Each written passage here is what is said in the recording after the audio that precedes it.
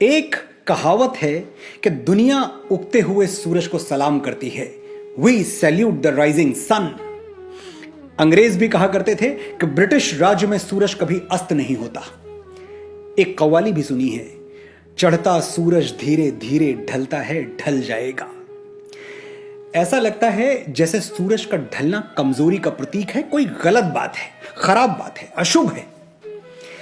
Europe और अरब के देशों में ऐसा मानते होंगे, हम भारतवासी नहीं मानते। हम डूबते हुए सूरज को भी पूछते हैं। हमारे लिए पश्चिम में अस्त होता सूर्य उतना ही श्रद्धेय है जितना पूर्व में उदय होता हुआ सूर्य, क्योंकि सूर्य देवता है और दिशा बदलने से देवता के लिए हमारा भाव नहीं बदल जाता। बड़ी बात है सूरज का सूरज होना, तेजो राशि जगत पते होना, सृष्टि और जीवन का आधार होना। सूरज हूं, जिंदगी की रमक छोड़ जाऊंगा, मैं डूब भी गया तो शफक छोड़ जाऊंगा। हर साल दीपावली के 6वें दिन, तिथियों की भाषा में कहूं तो कार्तिक शुक्ल पक्ष की 6वीं तिथि को 30 करोड़ भारतवासी अस्त होते हुए सूर्य देवता के आगे नतमस्तक हो जाते हैं और अगले दिन 7वीं तिथि को उगते हुए सूर्य को अर्घ्य देते हैं। भारत की नस नस में बसा हुआ यह त्योहार छठ पूजा कहलाता है और दुनिया भर में मनाए जाने वाले बड़े से बड़े त्योहार का संगीत फीका पड़ जाता है जब यूपी, बिहार, झारखंड की माताएं अपने बेटे बेटियों की लंबी उम्र की कामना करते हुए एक स्वर में गा उठती हैं कि कांचे ही बांस के बहंगिया, बहंगी लचकत जाए, होई न बलम जी कहरियां, बहंगी घाटे पहुंचाए।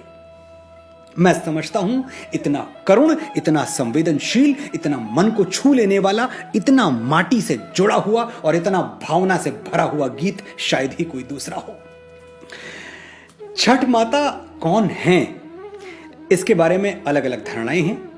पुराणों में नवरात्रि में पूजी जाने वाली मां कात्यायनी को ही छठ माता कहा जाता है। सनातन धर्म में उन्हें भगवान ब्रह्मा की मानस पुत्री माना गया है।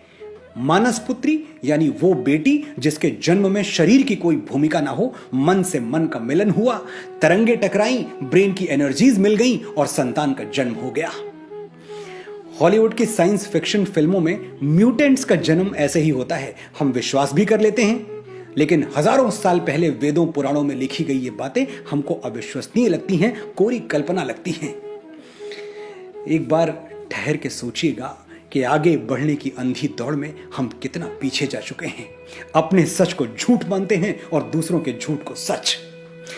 मैं एक ऐसे युवा भारत का सपना देखता हूं जो दिन भर इसरो में बैठ के अंतरिक्ष में रॉकेट्स भेजे, लेकिन रात को सोने से पहले श्रीमद् भगवत गीता के 2 पन्ने पढ़ के ही आंखें बंद करे। मॉडर्न होने का मतलब मूर्ख होना नहीं है। और विश्वास मानिए, अगर हम अपने रीति रिवाजों से, अपनी संस्कृति से, अपने ग्रंथों से, अपने पूर्वजों से कट गए तो हम में और खूंटे से बंधे हुए एक जानवर में कोई अंतर बाकी नहीं रह जाएगा। हम पशु होकर संतुष्ट हैं या प्रभु होने की यात्रा पर निकलना चाहते हैं, यह निर्णय हमें आज लेना होगा, अभी लेना होगा, वरना बहुत देर हो जाएगी। वापस लौटते हैं छठ पूजा की ओर। यह पूजा पहली बार कब शुरू हुई थी ठीक ठीक नहीं कहा जा सकता, लेकिन ऐसे उल्लेख मिलते हैं कि महाभारत काल में द्रौपदी छठ माता की पूजा किया करती थी।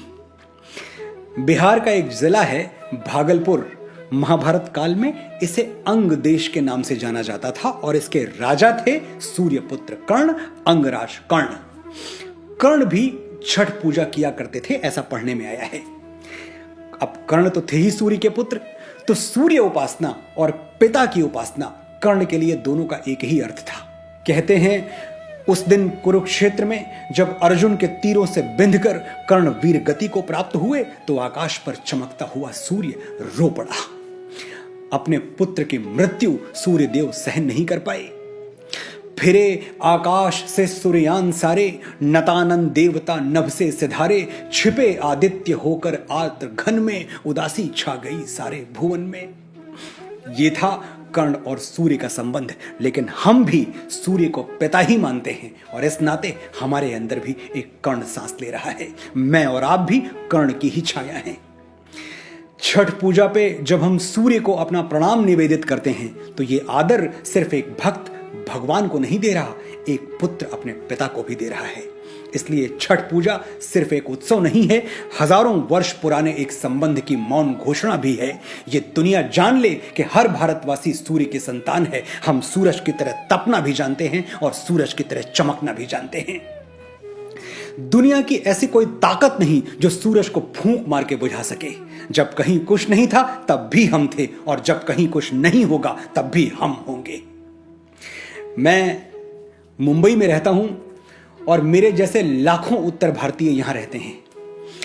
हर साल जैसे जैसे छठ पूजा नजदीक आती जाती है, मैं देखता हूं कि मुंबई में उत्तर भारतीय कम हो रहे हैं। मुंबई उत्तर भारतीयों से खाली हो रही है। ऑटो वाले मातादीन और चाट वाले बटेसर भैया से लेकर मनोज मुंतशिर तक सब गांव का टिकट कटा के चल देते हैं। और क्यों चल देते हैं? क्योंकि छठ पूजा साल का अकेला ऐसा पर्व है जब मिट्टी और मां दोनों मिलके एक साथ हमें आवाज देते हैं, घर आजा बेटा, छठ मां के लिए ये जो कच्चे बांस की बहंगी बनाई है, ये नदी के घाट तक तुझे ही तो ले जानी है। एक बार मां का ये संदेशा मिल जाए फिर तो हम काल के रोके भी नहीं रुकते। पिपरा के पतवा सरीखे डोले मनवा, जियरा में उठत हिलोर, पुरवा के झोंकवा से आयो रे संदेशवा कि चल आज देशवा की ओर। और एक बार हम अपने गांव देश पहुंच गए तो शुरू होता है छठ पूजा का 4 दिवसीय कार्यक्रम। पूरे 4 दिन क्या धूम, क्या गहमा गहमी, क्या उल्लास, लगता ही नहीं कि दिवाली जा चुकी है। क्या होता है इन 4 दिनों में, ये उनको बताने की जरूरत नहीं है जो आज भी अपनी जड़ों से जुड़े हुए हैं। लेकिन जिनकी जड़ें टूट गई हैं, उनसे मेरी प्रार्थना है अगले 2 मिनट तक शांति के साथ मुझे सुन लें और जान लें कि छठ की ये परंपरा है क्या, और क्यों मैं बार बार कहता हूं कि पूरी दुनिया में ऐसा उत्सव कोई दूसरा नहीं है। शायद आपकी सोई हुई जड़ें जाग उठें और आप अगली छठ अपने गांव में मनाएं।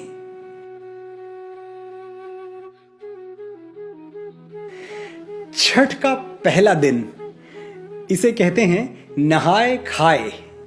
पूरे घर की अच्छे ढंग से सफाई की जाती है। घर के सभी लोगों को सात्विक भोजन परोसा जाता है। सारा ध्यान सिर्फ पवित्रता पर होता है। छठ के दूसरे दिन लोग साफ किए हुए चौके बर्तन से छठ का प्रसाद बनाते हैं। छठ का प्रसाद सुनते ही अगर आपके मुंह में पानी आ गया तो आपका कोई दोष नहीं है, मेरा भी यही हाल है। ठेकुआ, अब क्या बताएं ठेकुआ क्या होता है और कैसा होता है। मैदे और बेसन में गुड़ मिलाकर ठेकुआ बनता है और उसका स्वाद देवराज इंद्र के स्वर्ग भोज में भी नहीं आएगा, यह बात मैं विश्वास के साथ कह सकता हूं। ठेकुआ जितना खस्ता बने उतना अच्छा। मेरे बहुत सारे ऐसे दोस्त हैं जो एक ठेकुआ के लिए 56 प्रकार के व्यंजन छोड़ सकते हैं। ठेकुआ बनाने के बाद शाम को एक विशेष पकवान बनाया जाता है जिसे लौकी दाल कहते हैं। अब देश के अलग अलग भागों में इस लौकी दाल का रंग रूप बदल जाता है। कहीं यह लौकी दाल है तो कहीं गुड़ वाली खीर यानी बखीर। तो जम के लौकी दाल खाओ और अगले दिन के निर्जल व्रत के लिए तैयार हो जाओ। पूरे दिन पानी की एक बूंद भी नहीं मिलने वाली। ये जो निर्जला व्रत का दिन है, यही छठ का मुख्य दिन होता है। दिन भर पानी के दर्शन नहीं होते, होंठ रेगिस्तान की तरह सूख जाते हैं और इन्हीं सूखे हुए होंठों से अपने बेटे बेटियों के लिए माएं ऐसे ऐसे गीत गाती हैं कि आंखें भीग के गंगा जमुना हो जाएं।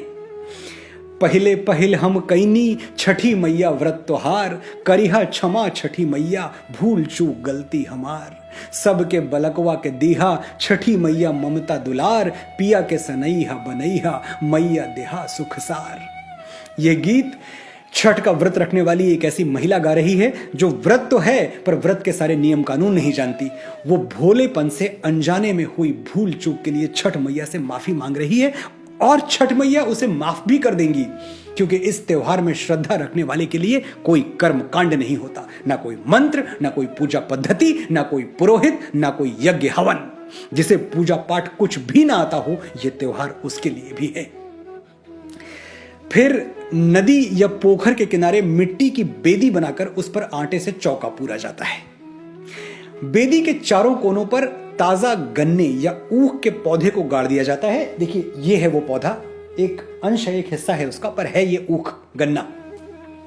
अब इस गन्ने पर साड़ी, गमछा या धोती डाल दी जाती है और बेदी के पास बैठकर महिलाएं अपने मधुर स्वर में छठ के गीत गाती हैं। भोजपुरी, मगही, मैथिली, अंगिका, विज्जिका जैसी ठेठ लोक भाषा में रचे गए गीत ही छठ पूजन का मंत्र हैं। और जिस श्रद्धा, जिस आस्था के साथ छठ का निर्जल व्रत कर रही महिलाएं इन गीतों को गाती हैं, मुझे नहीं लगता कि छठ के दिन इन गीतों की शक्ति वैदिक मंत्रों से कोई कम होती होगी। बेदी पर लगाई गई ऊख छठ मैया है, कहीं कोई और प्रतिमा नहीं, कहीं कोई और पद्धति नहीं। छठ के अंतिम दिन यानी सप्तमी तिथि को एक पहर अंधेरा बाकी रहते ही लोग अपने घरों से निकल पड़ते हैं अपनी बेदी तक पहुंचने के लिए। पिछली शाम की तरह ही बेदी के पास बैठकर गीतों से और प्रसाद से छठ का पूजन करते हैं और सूर्योदय की प्रतीक्षा करते हैं। छठ के घाट पर न कोई अपना होता है, न कोई पराया, न कोई जात, न कोई पात, न छुआछूत, न ऊंच नीच। सभी लोग हर बेदी पर जाकर प्रसाद मांगते हैं, अपनी बेदी के साथ दूसरों की बेदी पर भी सर झुकाकर आशीर्वाद लेते हैं। छठ के घाट पर सामाजिक विभाजन की वर्जनाएं टूट जाती हैं। सबकी एक ही पहचान होती है, सब छठ मां के बेटे बेटियां हैं। वो दिन ऐसा होता है जब कहीं कोई छोटा बड़ा और अमीर गरीब नहीं दिखाई देता, दूर दूर तक सिर्फ एक चीज दिखाई देती है, मनुष्य और उसकी चमचमाती हुई मनुष्यता। जितने निष्पाप, भावुक, प्रेम से भरे हुए, समरस हम छठ के अंतिम दिन होते हैं, अगर वैसे ही साल के 365 दिन रह पाएं तो भारत को विश्व गुरु बनने से और वसुधैव कुटुंबकम का हमारा स्वप्न साकार होने से कोई रोक नहीं सकता। छठ माता आप पर कृपा करें, आप सुखी हों, समृद्ध हों, और इस बार छठ पर अगर गांव नहीं गए तो अगली बार जरूर जाएं, क्योंकि मां और माटी की पुकार अनसुनी नहीं की जाती। नमस्कार।